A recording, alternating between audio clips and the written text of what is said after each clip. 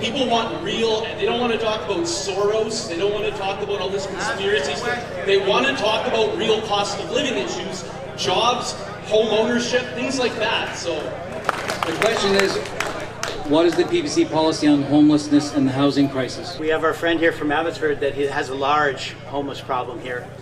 There's a large fentanyl addiction problem here. There's a large problem with the ministers that handle health and the people that talk on the news all the time about COVID and what have you.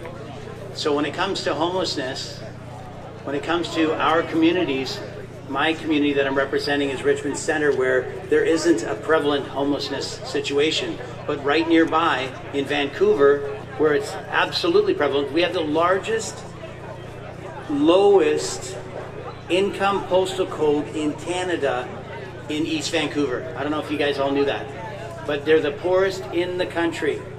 So I think the PPC, and if I understand correctly what Maxime was saying, is instead of giving billions of dollars to foreign nations, instead of allocating funds to things that don't really pertain to anything that we as individuals require, you have to start at home. You have to take care of matters in your own yard. absolutely. So if we can build strong Canadians from birth, with protecting the rights of people to be, born and choose the way that they want to live their lifestyles. Most homeless people didn't choose to be homeless. A lot of the homeless here in the lower mainland are actually people who suffer from mental illness that were let and sent out of the hospitals without support. A lot of the people have been fallen on hard times.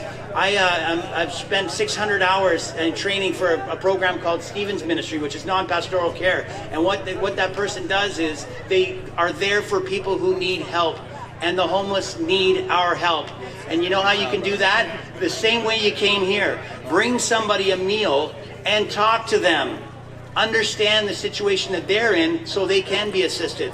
Do not count on a major nonprofit organization that has 1,600 offices across the country to do it, because they've had the budget for years.